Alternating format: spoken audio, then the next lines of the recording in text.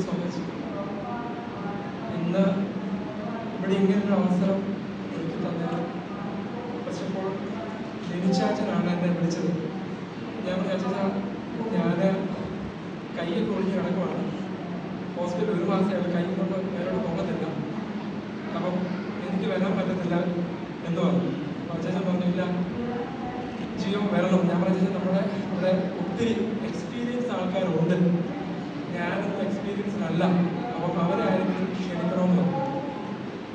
ഇല്ല ജിയോ തന്നെ വരണമെന്ന് പറഞ്ഞു. അത് കഴിഞ്ഞപ്പോഴത്തേക്കിന് ജോൺ സാറിൻ്റെ നമ്പർ എനിക്ക് അയച്ചു തന്നു. അപ്പം ഞാൻ ജോൺ സാറിനെ വിളിച്ചപ്പോഴത്തേക്കിന് ജോൺ സാർ പറഞ്ഞത് ചെറുപ്പക്കാരെ ഒന്ന് ഉണർവ്വദിപ്പിക്കാനും ഒരു യൂത്തിനെയാണ് ഞങ്ങൾ ജിയോയെ കണ്ടിരിക്കുന്നത് പറഞ്ഞു. ഞാനത് വീട്ടിൽ വന്ന് എൻ്റെ വൈഫിനോട് പറഞ്ഞു. അവരെ ഇങ്ങനെയാണ് പറഞ്ഞിരിക്കുന്നത്, യൂത്തിന് വേണ്ടിയിട്ടാണ് എന്നെ ക്ഷണിച്ചിരിക്കുന്നത്. എൻ്റെ വൈഫ് എന്നോട് ചോദിച്ചു, ഈ 40 വയസ്സ് കഴിഞ്ഞ യൂത്തന്മാരെയാണോ അവർക്ക് വേണ്ടെന്നാണ് എന്നോട് ചോദിച്ചത്. അപ്പം എനിക്ക് വയസ്സ് 40 കഴിഞ്ഞു. അപ്പം ഞാൻ ഒത്തിരി സന്തോഷമുണ്ട് എന്നെ ക്ഷണിച്ചതിലും. അപ്പം 40 വയസ്സ് കഴിഞ്ഞപ്പം നമ്മൾ യൂത്തായിട്ട് തന്നെ നിൽക്കുന്നു എന്നുള്ളൊരു തെളിവാണ്. അപ്പം ഞങ്ങളെപ്പോഴും പറയും 80s 90s ജനിച്ച കിഡ്സ്, ഞങ്ങൾ 80s 90s ജനിച്ചവരെല്ലാവരും തന്നെ യൂത്തായിരിക്കും. അപ്പം അങ്ങനെ ഒരു സാഹചര്യത്തിലാണ് എനിക്കിങ്ങനെ അവസരം കിട്ടിയെന്ന് എനിക്ക് മനസ്സിലായി. അപ്പോൾ എൻ്റെ ഡേറ്റ് ഓഫ് ബർത്ത് പറയാഞ്ഞതുകൊണ്ട് നന്നായി പറഞ്ഞിരുന്നത് ചിലപ്പോൾ എന്നെ ക്യാൻസൽ ചെയ്താണ്. അപ്പം താങ്ക് യു സോ മച്ച്. പിന്നെ ഒരു വാക്ക് പറയാനാണെങ്കിൽ എനിക്ക് അച്ഛനെ പേഴ്സണലായിട്ട് എൻ്റെ ഫാദർ മരിച്ച സമയത്ത് അച്ഛനായിരുന്നു ഞങ്ങളുടെ വികാരി.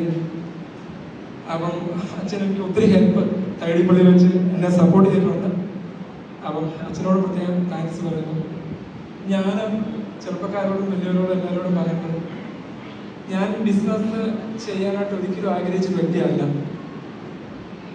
ഞാനെൻ്റെ 7ാം ക്ലാസ് തൊട്ട് തുടങ്ങിയതാണ് എൻ്റെ ജീവിതത്തിൻ്റെ ഒരു പഠിത്തം.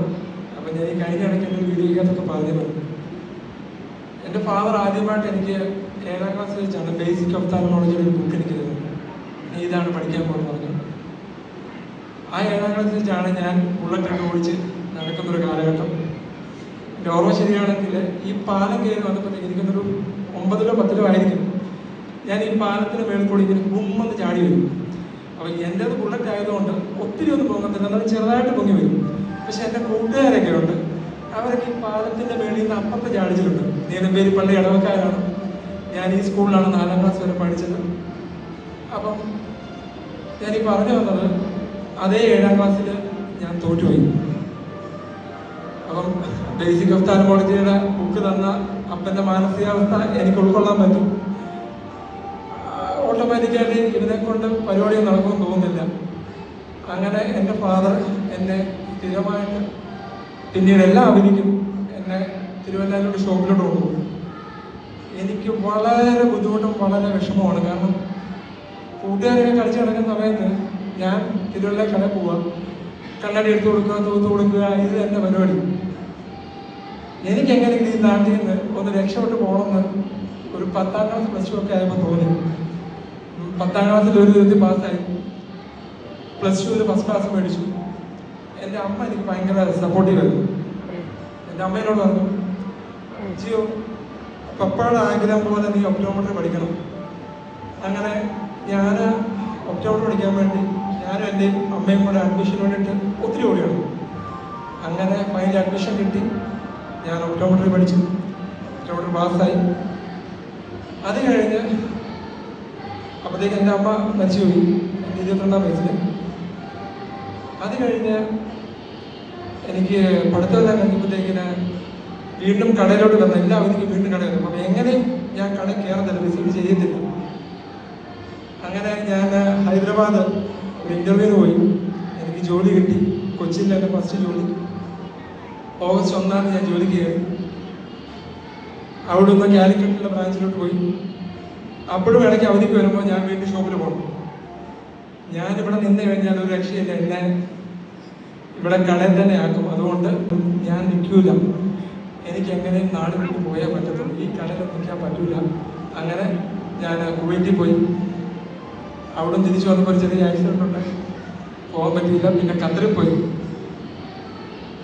അവിടെ ശരിക്കും പറഞ്ഞ ജോലി ഞാൻ പെട്ടുപോയത്. അവിടുന്ന് ഞാൻ ബഹ്റിനിൽ പോയി. ബഹ്റിൻ ഫസ്റ്റ് ചാൻസിൽ MOHന്റെ ലൈസൻസ് പാസ്സായി ഒപ്റ്റോമെട്രിസ്റ്റായി ജോലി കിട്ടി. അപ്പോഴത്തേക്ക് എൻ്റെ ഫാദർ വീണ്ടും നാട്ടിലോട്ട് തിരിച്ചു വിളിച്ചു, നീ കാരണം പപ്പായ്ക്ക് ചെറിയ വേദനയൊക്കെയായി. അപ്പം എന്നെ വിളിച്ചിട്ട് എൻ്റെ ഫാദർ ഇത്ര പറഞ്ഞോളൂ, എനിക്ക് മേല, ഞാൻ ലേക്ഷോർ ഹോസ്പിറ്റലിലാണ്, നീ വരണമെന്ന് പറഞ്ഞു. അപ്പം ഞാൻ തിരിച്ച് നാട്ടിലോട്ട് വരുമ്പോഴത്തേക്കിന് എൻ്റെ അനിയനാണ് പിറ്റേ ദിവസം പറഞ്ഞത്,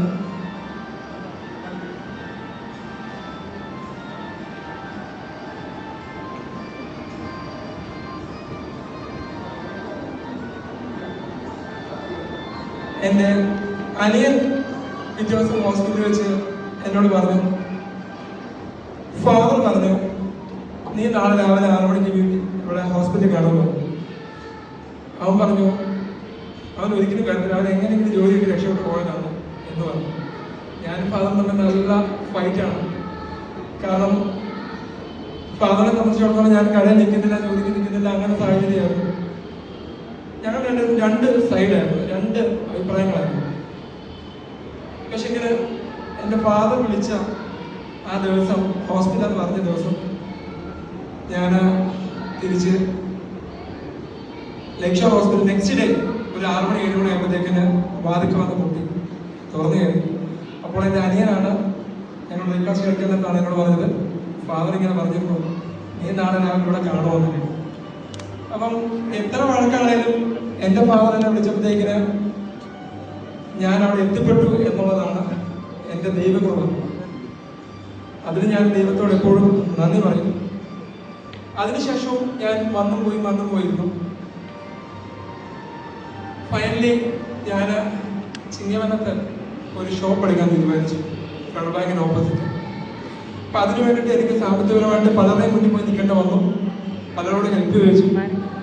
സത്യം പറഞ്ഞു കഴിഞ്ഞാൽ നിങ്ങളുടെ പേരിൽ എഴുതിക്കോ, ഞാൻ പൈസ തിരിച്ചു തരുമ്പോഴത്തേക്ക് എനിക്ക് കട തന്നാൽ മതി എന്ന് വരെ ഞാൻ പറഞ്ഞിട്ടുണ്ട്. പക്ഷെ ഒരു 24-25 വയസ്സുകാരനെ എന്ത് ധൈര്യത്തിലായിരിക്കും പൈസ കൊടുക്കുന്ന ഒരു ധൈര്യം ഇല്ല എന്ന് തോന്നുന്നു. അങ്ങനെ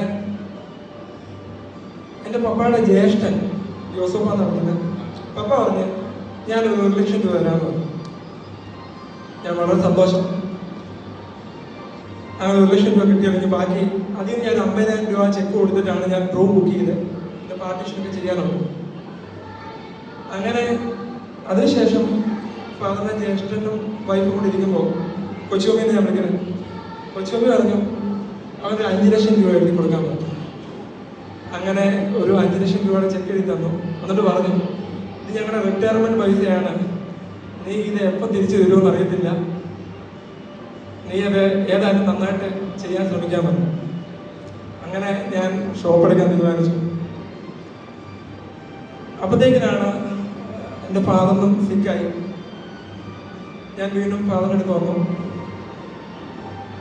ഫാദറും അപ്പം ഞാൻ ഫാദറിൻ്റെ ഷോപ്പ് ചെയ്യാൻ ചെയ്യാറുണ്ട്. പക്ഷെ ഫാദർ എന്നോട് വിളിച്ചിട്ട് നിനക്ക് 2 ഷർട്ടും എടുക്കാൻ പറ്റുമെന്ന് ചോദിച്ചു.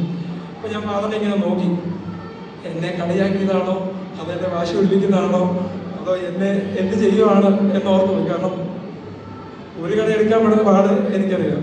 അങ്ങനെ 2 കടയും എടുക്കാൻ പറ്റുന്ന സാഹചര്യത്തിൽ ഞാൻ ഫാദറിനോട് പറഞ്ഞു, ഓക്കെ നോക്കാം. അതിനിടയ്ക്ക് ഫാദർ മരണപ്പെട്ടു. എൻ്റെ ഫാദറും മരിച്ചു.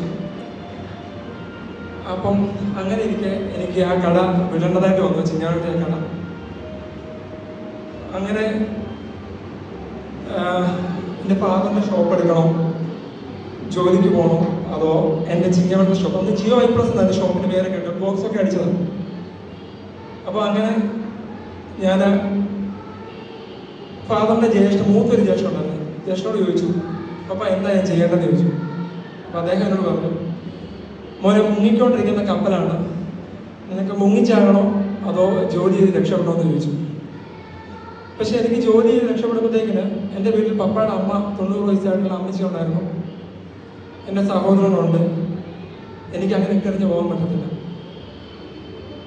ഞാൻ എൻ്റെ ജോലി ഉപേക്ഷിച്ചു. പിന്നെ 2 വർഷത്തോടെ എൻ്റെ ചിങ്ങവട്ട കട എടുക്കണോ, തിരുവല്ലയിൽ ഫാദറിൻ്റെ കട എടുക്കണം. അവസാന നിമിഷങ്ങൾ ഹോസ്പിറ്റലിൽ വെച്ച് പപ്പയുടെ മനസ്സിൽ ഒത്തിരി ബിസിനസ് ചെയ്തു, പരാജയപ്പെട്ടു. അപ്പം തിരുവല്ലയിലെ കടയിൽ വിട്ടുപോകുന്നൊക്കെ പറഞ്ഞു. അങ്ങനെ ഞാൻ ചിങ്ങവട്ടത്തെ എൻ്റെ സ്വപ്നം വിട്ടു. ഞാൻ തിരുവല്ലയിലെ ഷോപ്പ് ഏറ്റെടുത്തു. തിരുവല്ലയിലെ ഷോപ്പ് എടുത്തതിന് ശേഷം ഞാൻ ഇനി പെട്ടെന്ന് പറയാം. തിരുവല്ല ഷോപ്പൊക്കെ ഏറ്റെടുത്തതിന് ശേഷം 2 വർഷം കഴിയുമ്പോഴത്തേക്കും ഞാൻ കുറിച്ചിയിലൊരു ഷോപ്പ് എടുത്ത് മന്ത്രികവലയിൽ ഒരാഴ്ച പിടിക്കുന്നത്, സ്വദേശാ പിടിക്കുന്നത്.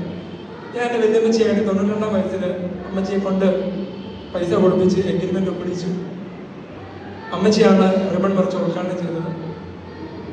അതിനുശേഷം തിരുവല്ലയിൽ ഒരു ഷോപ്പ് കൂടെ എടുത്തു.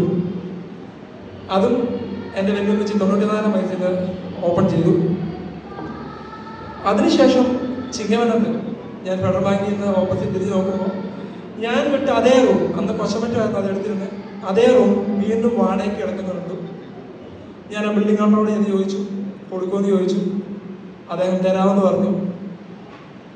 എൻ്റെ സ്വപ്നം 7 വർഷത്തിന് ശേഷം അതേ സ്ഥാപനം ഞാൻ വീണ്ടും വാടകയ്ക്കെടുത്തു. ദൈവത്തിൻ്റെ കാര്യങ്ങൾ അതിന് ആരോടൊക്കെ നന്ദി പറയണമെന്ന് അറിയത്തില്ല. കാരണം 7 വർഷത്തിന് ശേഷം എൻ്റെ അപ്പൻ്റെ സ്വപ്നത്തിന് വേണ്ടിയിട്ട് ഞാൻ എൻ്റെ സ്വപ്നം വിട്ടിട്ട് അപ്പൻ്റെ സ്വപ്നത്തിന് വേണ്ടി ഞാൻ ആ കട എടുത്തപ്പോൾ 7 വർഷം കഴിഞ്ഞപ്പോൾ അതേ സ്വപ്നത്തിൽ അതേ കട എനിക്ക് ദൈവം തിരിച്ചു തന്നു. അന്ന് ആ കട ഉദ്ഘാടനം ചെയ്യാൻ നേരത്തെ കുറച്ച് ബന്ധുക്കാരും സ്വന്തക്കാരും കൂട്ടുകാരും വന്നു. അപ്പം മോനായച്ചനായിരുന്നു പ്രാർത്ഥിക്കാൻ വന്നത്. അച്ഛൻ ചോദിച്ചു, റിബൺ മുറിക്കേണ്ടതെന്ന് ചോദിച്ചു. ഞാൻ പറഞ്ഞു, എൻ്റെ വെല്ലം സ്വർഗത്തിൽ മുറിച്ചോടുന്നു. അങ്ങനെ റിബൺ മുറിക്കാതെ ഞാൻ എൻ്റെ ചിങ്ങവട്ട സ്ഥാപനത്തിൽ കയറി. അതിനുശേഷം 3 വർഷം കഴിഞ്ഞ് അതേ സ്ഥാപനം ഞാൻ വാങ്ങി. ദൈവത്തിന് നന്ദി പറയുന്നു. അതിനുശേഷം ചിങ്ങവട്ടത്ത് വീണ്ടും ഒരു സ്ഥാപനം കൂടെ തുടങ്ങി. അതിലും ഞാൻ റിബൺ മുറിച്ചിട്ടില്ല, എന്നെ വെല്ലുപ്പിച്ച് പറ്റുള്ളൂ. ഇനി തിരുവല്ലയിൽ ഒരു സ്ഥാപനം കൂടെ ഞാൻ തുടങ്ങാൻ പോവാണ്. അതിനും ഞാൻ റിബൺ മുറിക്കില്ല, അതും എന്നെ വെല്ലുപ്പിച്ച് സ്വർഗത്തിൽ നിന്ന് മുറിച്ചോളൂ. ഇത്രയും ദൈവം നടത്തി. ഇതിൽ പരമൊന്നും നടത്താനില്ല. ഇതിൻ്റെ അകത്ത് ഒരു കാര്യം കൂടെ എനിക്ക് പറയാനുള്ളത്, 2013 മറ്റോ ആണെന്ന് തോന്നുന്നു, ഞാൻ വളരെ വേദനയോടുകൂടി കുമ്പസാരിക്കാൻ പോയി. കുമ്പസാരിക്കാൻ പോയപ്പോഴത്തേക്കിന് ഞാൻ തിരുവല്ലയിൽ നിന്ന് കറ്റോട്ടപ്പള്ളിയിലാണ് പോയത്. ഷാജി പുത്തമ്പലക്കൽ അച്ഛനായിരുന്നു അന്നത്തെ അധികാരി. അച്ഛൻ്റെ അടുത്ത് കുമ്പസാരിച്ചുകൊണ്ടപ്പോഴത്തേക്കിന് എൻ്റെ വിഷമങ്ങളൊക്കെ പറഞ്ഞപ്പോഴത്തേക്കിന് അച്ഛൻ എനിക്ക് 2 വാക്യം പറഞ്ഞു തന്നു. എനിക്ക് ബൈബിളിൽ ആകെ 4 വാക്യങ്ങളെ കാണാൻ അറിയത്തുള്ളൂ. 1-2 എൻ്റെ അമ്മ പറഞ്ഞു തന്നു, 2 ഷാജി അച്ഛൻ പറഞ്ഞതാണ്. എൻ്റെ ഭാര്യയ്ക്ക് ബൈബിൾ മൊത്തം കാണാൻ അറിയാം. അപ്പം അച്ഛൻ പറഞ്ഞ വാക്യം ഇതായിരുന്നു. ആർക്കെങ്കിലും പ്രയോജനപ്പെടുമെങ്കിൽ മുമ്പേ ഇവിടെ ഒരു വാക്യങ്ങളൊക്കെ പറയുന്നത് കേട്ടപ്പോൾ ഞാനോർത്തു അത് പറയണമെങ്കിൽ. യെരമ്യാ 1:19, അവൻ നിന്നോട് യുദ്ധം ചെയ്യും, അവനാൽ നിന്നെ ജയിക്കുകയില്ല. ഞാൻ നിന്നെ രക്ഷിപ്പാൻ നിന്നോടുകൂടി ഉണ്ടെന്ന് യഹോവയുടെ അരുളപ്പാട്. എന്നെ തോൽക്കാൻ അനുവദിക്കാതെ എന്നെ ജീവിക്കാൻ നടത്തിയ ദൈവത്തിന് നന്ദി പറയുന്നു. പിന്നെ ഒരു വാക്യം കൂടെ പറഞ്ഞു, ഹബക്കൂക്ക്, അങ്ങനെ ഒരു ചാപ്റ്റർ ഉണ്ടെന്ന് പോലും എനിക്കറിയത്തില്ലല്ലോ. ഹബക്കൂക്ക് 1:5, ജാതികളുടെ ഇടയിൽ ദൃഷ്ടി വെച്ച് നോക്കുവിൻ, ആശ്ചര്യപ്പെട്ട് വിസ്മയിപ്പിൻ. ഞാൻ നിങ്ങളുടെ കാലത്തിൽ പ്രവൃത്തി ചെയ്യും, അത് വിവരിച്ച് കേട്ടാൽ നിങ്ങൾ വിശ്വസിക്കുകയില്ല. ഇന്ന് ഞാൻ അവിടെ നിൽക്കുന്നുണ്ടെങ്കിൽ ആ ഒരു വാക്യത്തിനും എന്തോ ഒരു മതിപ്പുണ്ടെന്ന് തോന്നുന്നു. നിങ്ങളും പ്രാർത്ഥിക്കുക. എല്ലാവിധ ആശംസകളും നേരുന്നു. Thank you so much.